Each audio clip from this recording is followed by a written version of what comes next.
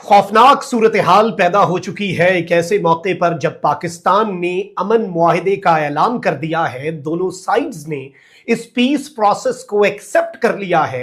N उसी मौके पर आबनाए हुरमस तो खुलने जा रहा है, लेकिन अब आबनाए बाबुल मंदब खतरनाक हो चुका है। एक महाज बंद हुआ तो दूसरा महाज खुल चुका है। यमन के साहिल के करीब अमरीकी जहाज के साथ एक बड़ा हादसा पेश आया है।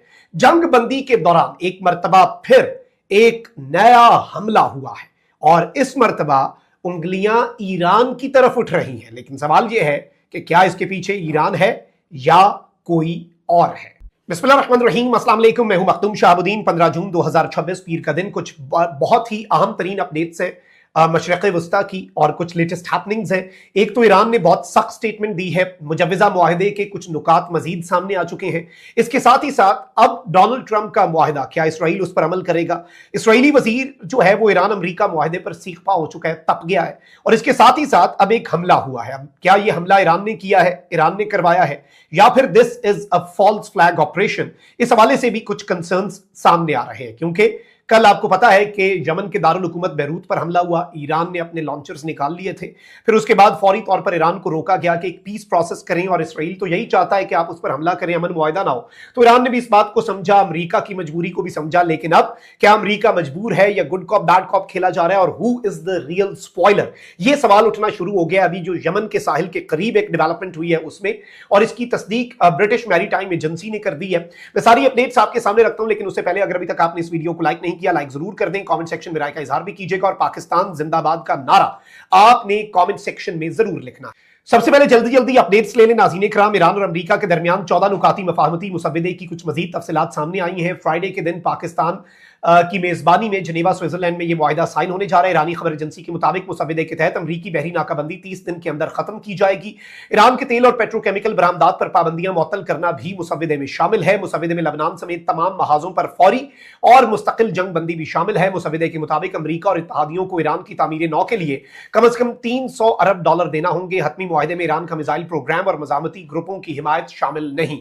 यानी ईरान ने ना अपने मिसाइल प्रोग्राम को इसमें शामिल किया है, ना मजामती ग्रुप हौसी या हिजबुल्लाह इनकी सपोर्ट रोकने का कहा है। सारी चीजें अमेरिका के ऊपर बाइंडिंग है। मुज़ाकरात के दौरान ईरान के $24 अरब मुंजमद असासे जारी किए जाएंगे, जबकि अमेरिका मुज़ाकरात से कबल ही ईरान के $12 अरब जारी कर देगा। $24 अरब में से $12 अरब पहले ही जारी हो जाएंगे। हतमी ईरान अमेरिका मुआहिदे की तौसीक सलामती काउंसिल करारदाद के जरिए करना भी मुसव्वदे में शामिल है। यानी ये यूएन सिक्योरिटी काउंसिल की एक बाइंडिंग रेजोल्यूशन होगी ताकि कोई फरीक इससे पीछे न हट सके। वहीं दूसरी जानिब याद रखिएगा कि लबनान वाला महाज है वो बड़ा, इस स्टेटमेंट को समझना है आपने। लबनान वाली चीज को आप इग्नोर नहीं कर सकते। Let's be very honest here. और इस सब के अंदर एक और चीज ये हुई है कि इस्राएली वजीर जो है बिन गुवेर, इसने ईरान अमेरिका मुआहिदे पर सीख पा हुआ है ये, और मुआहिदा मानने से इनकार कर दिया। इसराइल के इंतहाई दाएं बाजू के कौमी सलामती के वजीर ने ईरान अमेरिका मुआहिदे की मजम्मत करते हुए कहा है कि ट्रंप का मुआहिदा हमें पाबंद नहीं करता, हम इस मुआहिदे में पार्टी नहीं है, ये मुआहिदा हमारे ऊपर लागू ही नहीं है। बिन गुवेर ने मजीद कहा कि यह मुआहिदा हमारी सलामती की जमानत फराहम नहीं करता, हम हिजबुल्लाह के मुकम्मल खात्मे से कम किसी भी चीज पर मुतमईन नहीं हो सकते। इसराइली वजीर ने कहा कि इसराइली फौज के जेर कब्जा जमीन के 1 इंच से भी दस्तबरदार नहीं होंगे, यानी बैक टू स्क्वायर वन। लेकिन द क्वेश्चन इज के ईरान को भी इस बात का इदराक हो चुका है, लेट्स बी वेरी ऑनेस्ट, कि इसराइल मामलात को खराब करना चाहता है। लेकिन अमेरिका अब क्या इसराइल को रोक सकेगा? और इसराइल के पीछे अमेरिका इस जंग में कूदा, अपने आप को तंग किया, जलील और रुस्वा किया। नेतन्याहू की सियासत बचाते बचाते ट्रंप अपनी सियासत गंवा बैठा। अपनी सियासत का डोनाल्ड ट्रंप साहब जो है वो बेड़ा गर्क कर बैठे। ये सारी चीजें सबके सामने। तो अब ट्रंप के साथ इस तरह का अगर इसराइल हाथ करता है, ये एक बहुत ही बड़ा धोखा होगा जनाबे डोनाल्ड ट्रंप के साथ। अब आते हैं एक और बड़ी डेवलपमेंट के ऊपर। ईरान सरेंडर का तासुर नहीं दे रहा है। एक तो ये डील बिल्कुल भी सरेंडर नहीं है। अमेरिका के अपने सेनेटर ने कह दिया कि ये अमेरिका का डॉक्यूमेंट ऑफ सरेंडर है। इसराइल इसे नहीं मान रहा। अमेरिका के अपने सेनेटर्स और जो कांग्रेस के अराकीन है वो कह रहे हैं कि this is a document of surrender. US एक जो है सरेंडर के मुआहिदे के ऊपर दस्तखत कर रहा है, दस्तावेज है ये हथियार डालने की ईरान के आगे, और ईरान मजबूत हो जाएगा। तो वहीं दूसरी जानिब ईरान की स्टेटमेंट्स को आप देखें तो आपको पता चलेगा ईरान पोजीशन ऑफ स्ट्रेंथ में आ रहा है। आपने ईरान की ये पॉलिसी स्टेटमेंट बड़े गौर से सुननी है। मैं एज इट इज लफ्ज ब लफ्ज जल्दी जल्दी आपके सामने रख देता हूं। तर्जुमान ईरानी वजारत खारजा इस्माइल बकाई ने कहा है कि ईरानी अवाम पर इसराइली और अमरीकी मुजालिम को नहीं भूलेंगे। मुआहदे का मतलब ये नहीं है कि हम जराइम को माफ कर देंगे या भूल जाएंगे। तेहरान में प्रेस ब्रीफिंग में इस्माइल बकाई ने कहा कि ईरान और अमरीका के दरमियान मफाहमती याददाश्त पर दस्तखत का मैकेनिज्म आज या कल फाइनल किया जाएगा, फिर उसका ऐलान होगा। एमओयू पर दस्तखत जुमे को जनेवा में होंगे। पाकिस्तान के इस मौक़िफ़ की तायीद की। जनेवा में दस्तखत की तकरीब से पहले ईरानी हुकाम पड़ोसी ममालिक के दौरे करेंगे ऑब्वियसली, और मुझे तो यह भी लग रहा है कि शायद वो पाकिस्तान आए और यहीं से हमारे जो लीडर्स हैं उनके साथ ही बैठ के चले जाएं जनेवा, क्योंकि ऑब्वियसली ईरानी डेलीगेशन की सिक्योरिटी बड़ी मैटर करती है। जनेवा में दस्तखत की तकरीब से पहले ईरानी हुकाम पड़ोसी ममालिक के दौरे करेंगे। जंग लबनान समेत तमाम महाजों पर खत्म होनी चाहिए, यह इस्माइल बकाई ने कहा। लबनान की खुद मुख्तारी का एहतराम किया जाए। लबनान के खिलाफ जारियत का खात्मा, उसकी खुद मुख्तारी और इलाकाई सालमियत का एहतराम भी मफाहमती याददाश्त का बुनियादी हिस्सा है। तर्जुमान ईरानी वजारत खारजा ने कहा कि ईरान, ओमान और दीगर ममालिक के साथ आबनाए हुर्मुज़ को महफूज गुजरगाह बनाने के इक़दाम करेगा। मैरी टाइम सर्विस फीस वसूल की जाएगी। यह एक मखसूस मुद्दत के लिए होगा और अमरीका अपनी जिम्मेदारियों और वादों के मुताबिक करेगा। उनका कहना था कि मुआहदे के तहत अमरीका ने हर्जाने की अदायगी और मुंजमद असासे बहाल करने का वादा कर दिया है। अमरीका मुआहदे के तहत अपने वादे पूरे करने का पाबंद है। अमरीका को ईरान के मुंजमद असासे देने हैं। अमरीका अपना कोई पैसा ईरान को नहीं देगा। मुंजमद असासों पर ईरान का हक है। ईरान को अपना तेल और पेट्रोकेमिकल बरामद करने की भी इजाजत होनी चाहिए। अमरीका वादे पूरे करने में नाकाम हुआ तो जवाबी इक़दाम होंगे और फिर बड़ी जंग होगी। इस्माइल बकाई ने कहा कि अमरीका ने अफजोदा यूरेनियम ईरान से निकालने की एक बार कोशिश कर ली और इसका नतीजा भी देख लिया। मुआहदे का मतलब यह नहीं कि हम जराइम को माफ कर देंगे या फिर हम जराइम को भूल जाएंगे।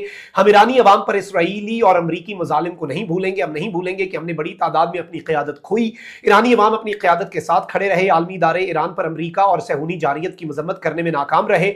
अमरीकी हुकूमत को ईरानी अवाम का भरोसा दोबारा हासिल करने के लिए एक बहुत ही तवील सफर जो है वो तय करना होगा। ईरान ने अपनी पोजीशन वाजे कर दिया और इससे ज्यादा आई डोंट थिंक क्लैरिटी के साथ ईरान ये चीजें सामने रख सकता था।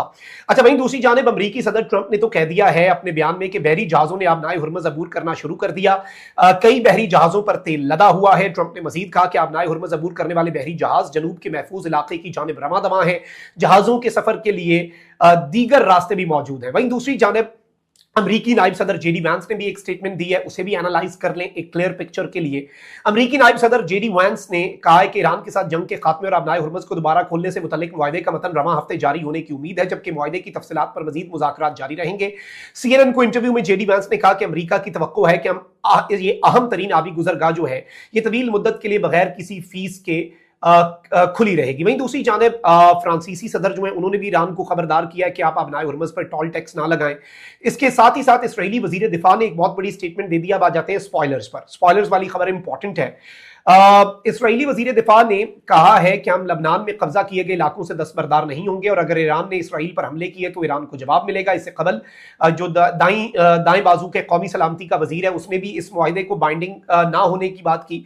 अब एक बड़ी खबर आई है, ब्रिटिश नेवी ने यह कंफर्म किया है और British maritime trade operations authority है UKMTO, इसने कहा है कि जी हमें इंफॉर्मेशन मिली है कि यमन के साहिल से साउथ वाली साइड पे 14 नॉटिकल मील दूर एक इंसिडेंट आया है। कंटेनर शिप जो है उसे कुछ छोटी कश्तियों ने अप्रोच किया जिसके ऊपर इन्होंने फायर खोल दिया और इस कश्ती के ऊपर कब्जे की कोशिश की गई। अब सबसे इंपॉर्टेंट चीज यह है कि यमन के करीब स्पीड बोट्स, छोटी कश्तियां नॉर्मली मुल्कों के पास तो होती हैं लेकिन उनका इस्तेमाल नॉर्मली ग्रुप्स करते हैं जो मुल्क नहीं है, जो आप कह लें कि नॉन स्टेट एक्टर्स हैं वो यूज करते हैं, चाहे वो पायरेट्स हों, कज़ाक हों या फिर इवन इसमें अब हौसियों पे शक जा रहा है और कहा जा रहा है कि जी ये अमेरिका के साथ ताल्लुक रखता है और ये कंपनी के सिक्योरिटी ऑफिसर ने बताया है कि ये इंसिडेंट हुआ है। क्रू जो है उसने